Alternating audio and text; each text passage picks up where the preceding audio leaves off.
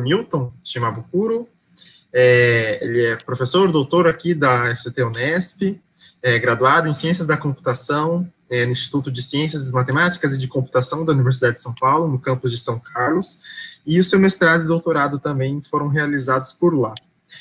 O professor Milton ele vai fazer uma apresentação intitulada como o INCT GNSS Navier, situação atual e os desafios. Professor Milton, pode ficar à vontade, vamos ouvir sua apresentação. Boa tarde a todos. Então, obrigado, Vitor, pela apresentação. Esse conjunto de slides foi elaborado juntamente com o professor Galera para falar um pouquinho do INCT GNSS Navier. INCT é a sigla para Instituto Nacional de Ciência e Tecnologia, e é um dos maiores programas de ciência e tecnologia no país. E o objetivo é agregar vários grupos de pesquisa trabalhando na fronteira do conhecimento em algumas áreas estratégicas para o país. E a chamada no INCT GNSS Navier foi contemplada é a chamada 16/2014. Nessa época já existiam outros institutos nacionais de ciência e tecnologia que poderiam ser consolidados, né? E também novas propostas foram aplicadas para a formação de novas redes de cooperação.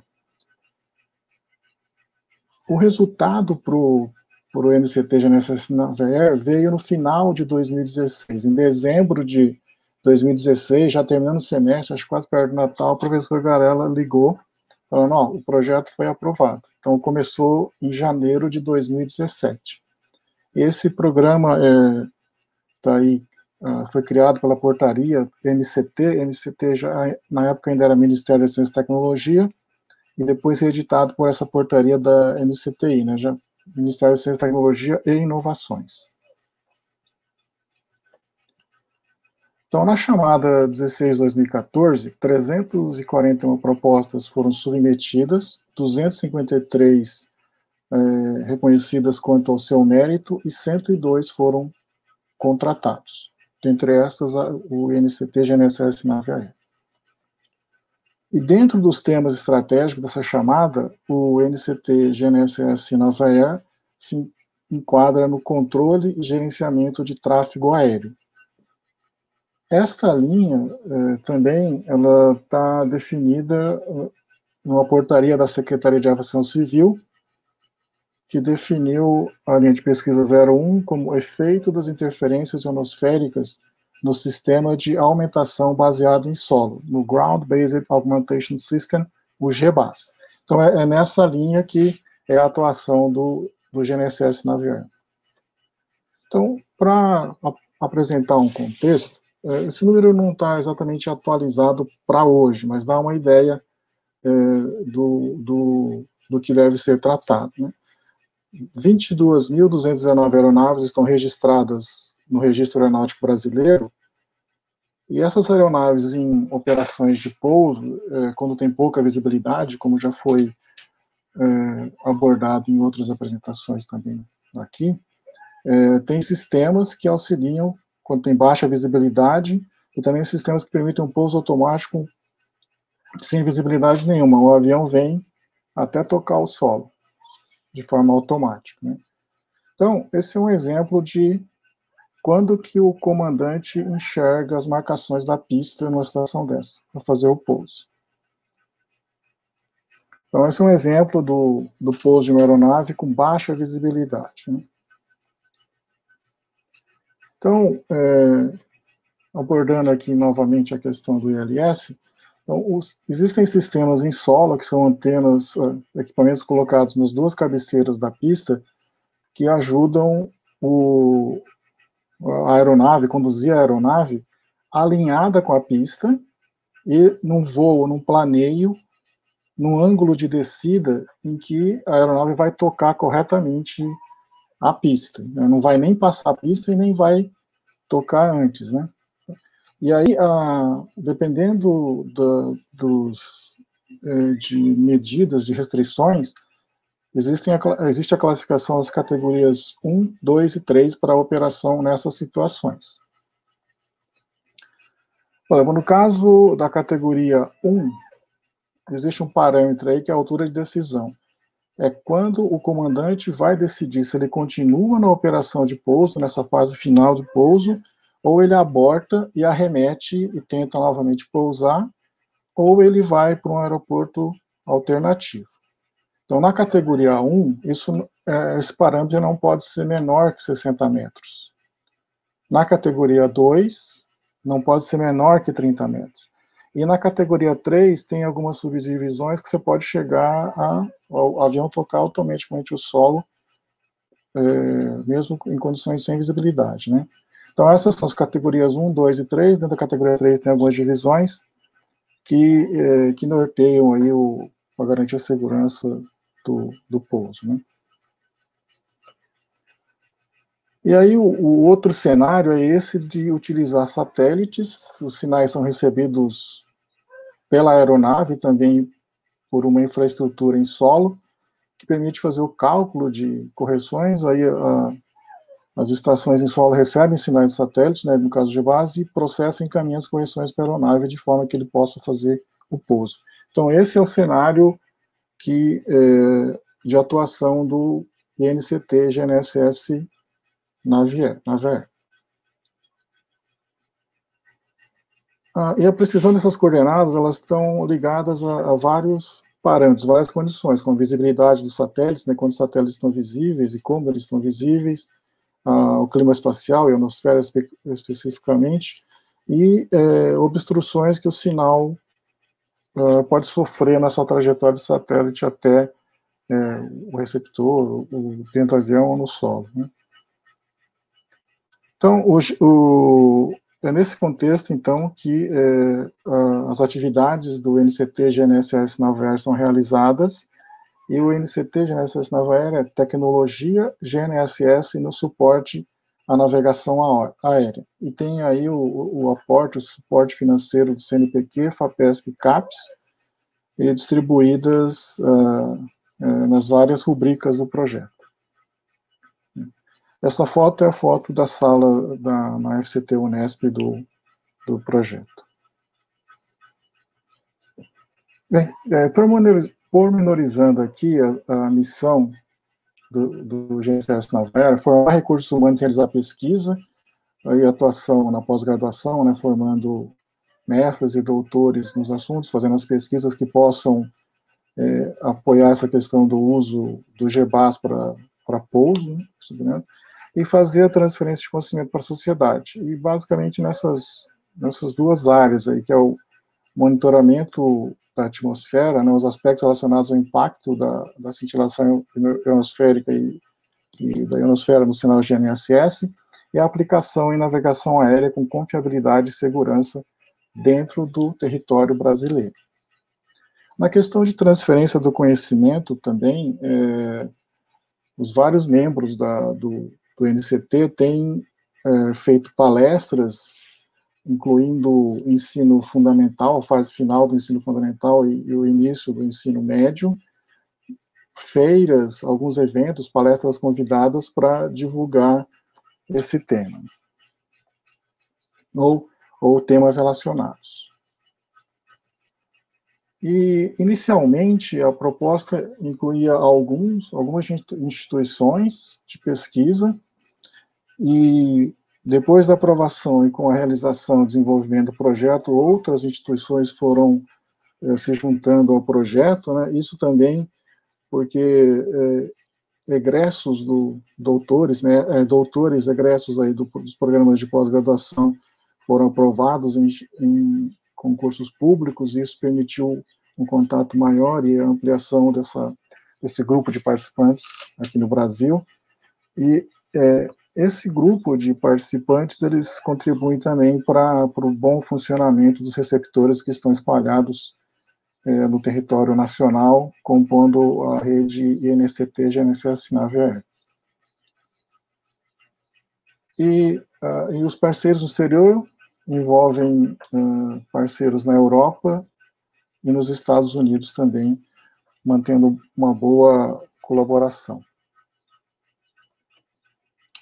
Então, a ideia é verificar a substituição do ILS para operação de pouso em diferentes níveis de precisão, né, nas categorias 1, 2 e 3, que já foram mencionadas. E algumas vantagens também que já foram mencionadas: possibilidade de aproximações em curva e definição de mais de um gradiente de descida.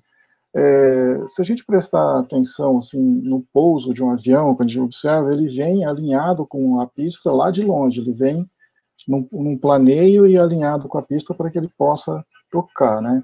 Então, como a Glaucia disse, com o uso do satélite, do GBAS, é possível fazer outras trajetórias e também com gradientes de descida diferentes. E uma única estação, ela pode servir a várias pistas, a vários aeródromos, né? E tem um menor custo de instalação e de manutenção também.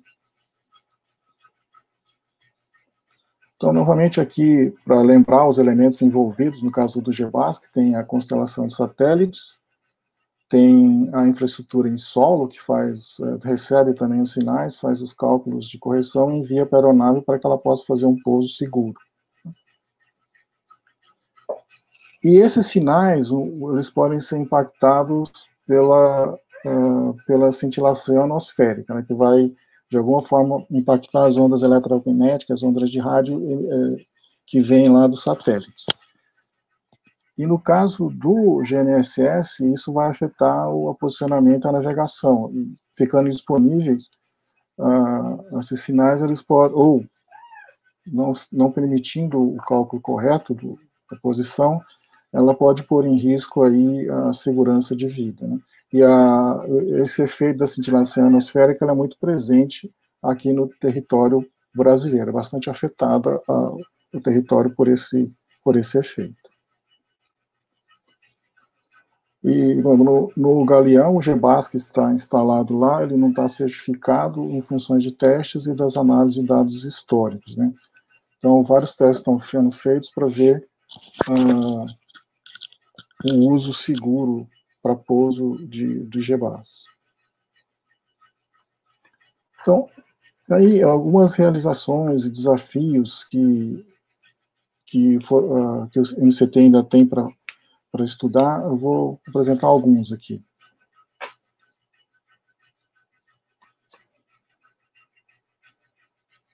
Os vários receptores que estão distribuídos aí no território nacional, eles geram os dados que podem ser armazenados localmente, mas já fruto de um projeto de mestrado, foi criada uma ferramenta, que é a ISRMR Query Tool, que permite fazer uma consulta a um repositório central desses dados, né?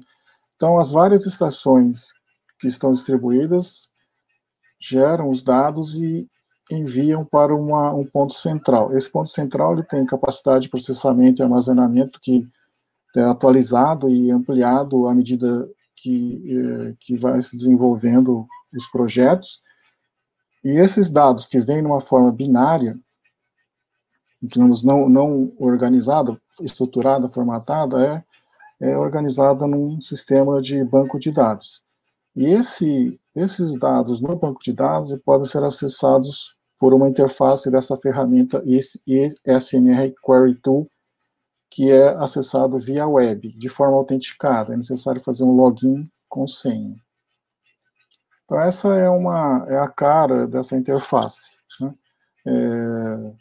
Com os parâmetros lá de intervalo de tempo, as estações que quer se processar, a constelação de satélites, alguma intervalo do S4, ângulo de elevação e outros parâmetros.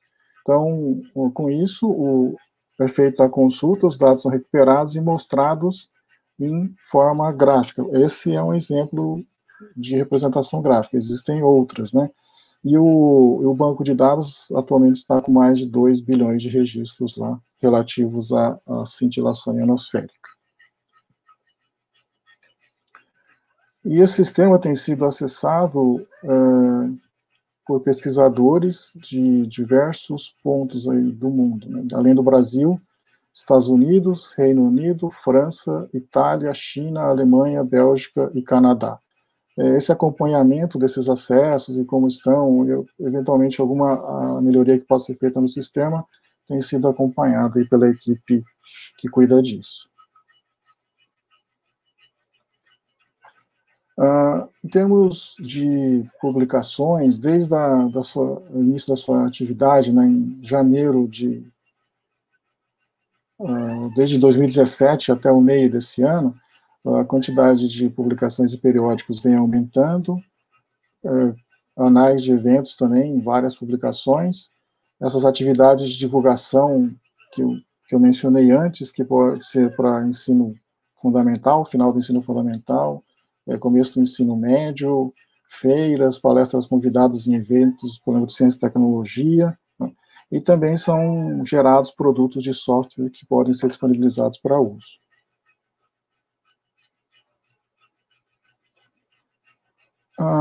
A formação de recursos humanos, falando aqui da parte de formação de mestres e doutores, né? Então, teses e dissertações são geradas e as publicações a partir disso, mas colocar aqui em destaque uma boa notícia que veio agora, em outubro desse ano, que foi que uma tese de doutorado defendida no contexto do INCT GNSS na Vela foi vencedora do prêmio de tese da CAPES na área de geociências.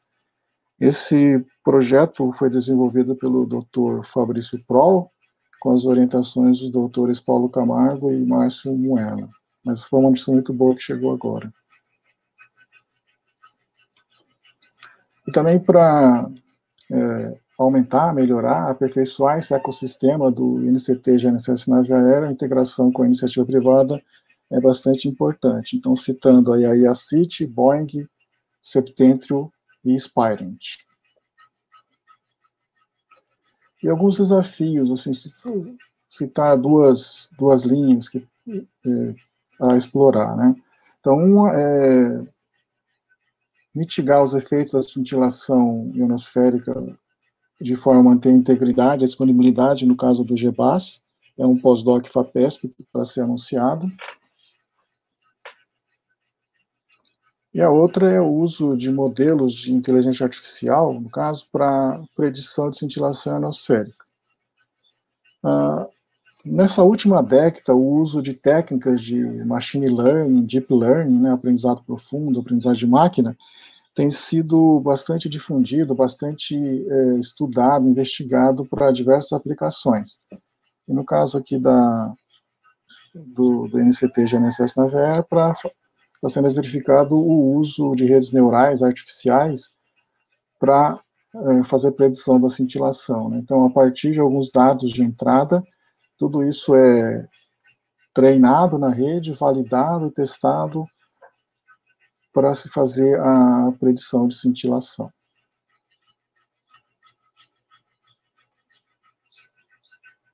É esta a apresentação, e eu agradeço a atenção, e fica aí a URL do site, da página do NCT GNSS Nave Aérea. Lá tem informações das publicações, notícias, eventos, as instituições participantes, os membros que estão, e também fica aí o endereço de e-mail para contato. Muito obrigado. Ok, muito obrigado, professor Milton. Alguém tem algum comentário, alguma pergunta para fazer pelo chat? Até agora, aparentemente não.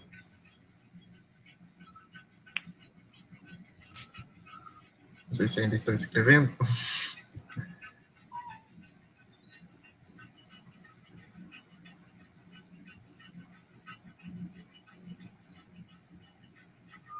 Acho que não, professor. Tá bom. Então tá. Muito obrigado, professor Milton. Parabéns, obrigado pela apresentação. Obrigado, eu agradeço a oportunidade. Se quiser entrar no INCT, né, fazer trabalhos vinculados, com certeza serão bem-vindos. Certeza.